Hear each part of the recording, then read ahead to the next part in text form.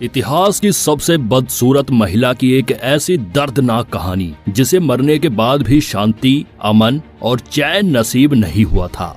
100 साल से भी अधिक समय तक एक महिला की डेड बॉडी को दुनिया में प्रदर्शित किया गया। लगभग 150 सालों के बाद जाकर इस महिला की लाश को कफन नसीब हुआ था। नमस्कार दोस्तों, स्वागत है आप सभी का हमारे YouTube चैनल में और आशा करते हैं आप सभी अच्छे होंगे। दोस्तों, आज की इस वीडियो में हम आपको एक ऐसी महिला की कहानी बताएंगे जिन्हें दुनिया की सबसे बदसूरत महिला माना जाता है। न सिर्फ बदसूरत बल्कि सबसे बदनसीब महिला भी आप इन्हें कह सकते हैं, क्योंकि खुशी क्या होती है वो इन्होंने अपनी जिंदगी में कभी महसूस ही नहीं की होगी। जीते जी और मरने के बाद भी जूलिया पेस्ट्राना को कभी किसी ने सम्मान की नजरों से नहीं देखा। उन्हें एक वस्तु के तौर पर जूलिया पेस्ट्राना की कहानी के बारे में शायद ही आज से पहले आपने कभी सुना होगा। इस कहानी को सुनकर यकीनन आपका भी इंसानियत पर से विश्वास उठ जाएगा। मैक्सिको के सिनोलोवा नाम के एक शहर में सन 1834 में जूलिया पेस्ट्राना का जन्म हुआ था। जन्म के समय से ही जूलिया को 2 गंभीर अनुवांशिक बीमारी थी। एक बीमारी थी हाइपरट्रिचोसिस लाइनोजिनोस, जिस कारण से जूलिया के पूरे शरीर पर बहुत अधिक और घने बाल थे, यहाँ तक कि उसका चेहरा भी बालों से ढका हुआ था। और दूसरी बीमारी थी जिंजीवल हाइपरप्लासिया, जिसके कारण उनके होठ और मसूड़े बड़े थे और बाहर निकले हुए थे। उनके दांत टेढ़े मेढ़े थे। कोई जूलिया को बियर वुमेन कहता तो कोई एपी वुमेन कहता था। कुछ ही समय में लोगों ने उन्हें अगलिएस्ट वुमेन इन द प्लेनेट का दर्जा देना भी शुरू कर दिया। जूलिया के बचपन के बारे में बहुत अधिक जानकारी नहीं है। कोई कहता है कि जूलिया के माता पिता ने उन्हें मरने के लिए एक जंगल में छोड़ दिया था, तो कुछ लोगों का कहना है कि उनके चाचा ने उन्हें एक सर्कस वाले को बेच दिया था। लेकिन सबसे अधिक जिस बात पर विश्वास किया जाता है वो ये कि जूलिया का बचपन अनाथालय में बीता है और जब वह थोड़ी बड़ी हुई तो मैक्सिको के गवर्नर ने उन्हें अपने घर में काम पर रख लिया था। गवर्नर के घर रहकर जूलिया ने काफी कुछ सीखा। उन्होंने सिंगिंग और डांसिंग सीखी। साथ में कई भाषाओं में भी उन्होंने महारत हासिल कर ली थी। स्पेनिश, इंग्लिश और फ्रेंच जैसी भाषाएं जूलिया सीख गई थी। जब जूलिया थोड़ी और बड़ी हुई तो लगा कि वापस अपने ट्राइब के लोगों के पास चले जाना चाहिए, लेकिन उनके मन में ये शंका थी कि उनके अपने ही लोग क्या उन्हें स्वीकार कर पाएंगे या फिर उनका लोग बहिष्कार कर देंगे। जूलिया का बचपन से ही लोग काफी मजाक उड़ाया करते थे।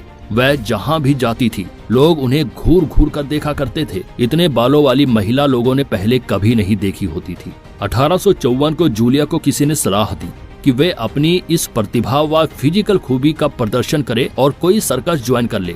जूलिया को लगा कि अपने ट्राइब में वापस जाने से बेहतर ऑप्शन यही है। जूलिया ने एक अमेरिकन सर्कस ज्वाइन कर ली। दिसंबर 1854 को ब्रॉडवे के गोथिक हॉल म्यूजियम में पहली बार जूलिया को पेश किया गया। उन्हें देखने के लिए लोगों की भीड़ उमड़ पड़ी थी। उन्हें एक एपी वुमेन कहकर इंट्रोड्यूस किया गया और साथ ही सर्कस के कुछ लोगों ने जूलिया के बारे में अफवाह फैला दी थी कि उनकी मां ने एक बंदर के साथ शारीरिक संबंध बनाए थे। इसी कारण से जूलिया का रंग रूप बंदरों जैसा नजर आता है। ये बात लोगों के बीच में फैलनी शुरू हो गई। लोग जूलिया का डांस या उनकी सिंगिंग देखने नहीं आते थे, बल्कि उनकी अजीब शक्ल को देखने के लिए आते थे। सर्कस की टिकट काफी महंगे दामों पर बिकने लगी। असल में ये वो दौर था जब दुनिया भर में अजीबोगरीब दिखने वाले लोगों को सर्कस में एक ऑब्जेक्ट की तरह पेश किया जाता था और उनके जरिए कमाई की जाती थी। सर्कस में काम करने के दौरान जूलिया की उनके मैनेजर थियोडोर लेंट के साथ अच्छी बातचीत हो गई। थियोडोर लेंट एक बहुत ही नीच और लालची किस्म का व्यक्ति था।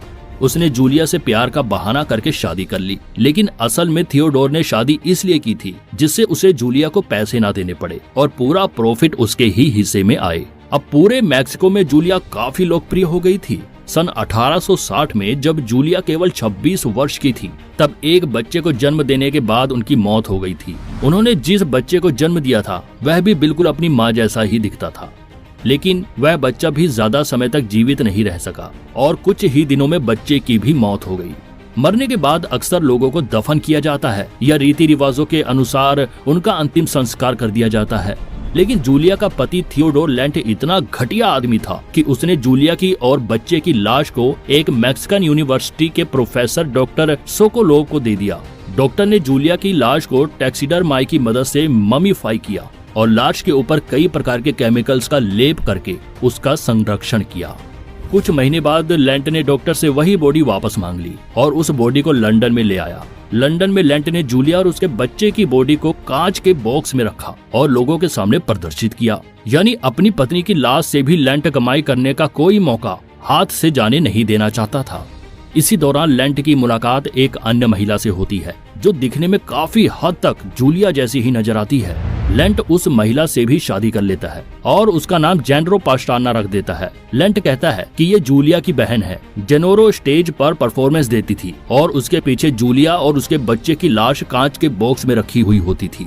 कुछ समय बाद लेंट की मौत हो गई और जेरोनो पास्ट्राना, जिसका असली नाम मैरी ब्रेटल था, उसने जूलिया की बॉडी को नॉर्वे के एक शख्स को बेच दिया। नॉर्वे के ओस्लो शहर में जूलिया की बॉडी को चैम्बर ऑफ हॉरर में रखा गया, यानी उनकी बॉडी का इस्तेमाल लोगों को डराने के लिए किया जाने लगा था। इसके बाद स्वीडन में भी जूलिया की बॉडी को प्रदर्शित किया गया। कई सालों तक ऐसा ही चलता रहा, लेकिन सन 1973 में कई यूरोपीय देशों में किसी इंसान की बॉडी को प्रदर्शित कर पैसा कमाने के धंधे पर रोक लगा दी थी। इसके बाद जूलिया और उसके बच्चे की बॉडी को ओस्लो के एक स्टोर रूम में रख दिया गया। एक दिन कुछ शरारती बच्चे उस स्टोर रूम में घुस गए। उन्होंने जूलिया की बॉडी से उसका हाथ अलग कर दिया और उसके बच्चे को ले जाकर बाहर खुले मैदान में फेंक दिया। बच्चे की बॉडी को चूहे खा गए थे। सन 1979 में जूलिया की बॉडी स्टोर रूम से चोरी हो गई। उनकी बॉडी को किसने और क्यों चोरी किया, ये बात आज तक नहीं पता चल पाई है। इसके बाद सन 1990 में, यानी बॉडी चोरी होने के 11 साल बाद, वह body Oslo institute of forensic medicine के स्टोर हाउस में बरामद की गई। कई सालों तक इंस्टीट्यूट और डॉक्टर्स जूलिया की बॉडी पर रिसर्च करते रहे। सन 1905 में लॉरा एंडरसन बारबेटा नाम की एक महिला को इसके बारे में पता चला। वह मूल रूप से मैक्सिको की रहने वाली होती है। वह ओस्लो यूनिवर्सिटी में एक आर्टिस्ट के तौर पर काम कर रही होती है। जब वह जूलिया के बारे में सुनती है तो दंग रह जाती है। वह ठान लेती है कि जूलिया का अंतिम संस्कार पूरे सम्मान के साथ किया जाएगा। ओस्लो यूनिवर्सिटी में वह एक पिटीशन फाइल करती है कि जूलिया की बॉडी वापस मैक्सिको को लौटा दी जाए, लेकिन पहले तो यूनिवर्सिटी इसके लिए साफ इनकार कर देती है। इसके बाद Laura Anderson national community for education of research of human rights की मदद लेती है और जूलिया की बॉडी को वापस मैक्सिको लाने में कामयाब हो जाती है। इसके लिए जूलिया को कई सालों तक संघर्ष करना पड़ा। साल 2013 में मैक्सिको के सिनालोआ शहर में पूरे सम्मान के साथ जूलिया को दफनाया जाता है। उन्हें सफेद ताबूत में सफेद गुलाब के फूलों के साथ अंतिम विदाई दी जाती है। जूलिया पास्ट्राना को दफनाते समय शहर के गवर्नर से लेकर फादर तक हर कोई उन्हें अंतिम सलाम करता है। जूलिया की लाइफ के ऊपर the eye of the beholder, Julia Pastrana's long journey home नाम की एक बुक भी लिखी जा चुकी है।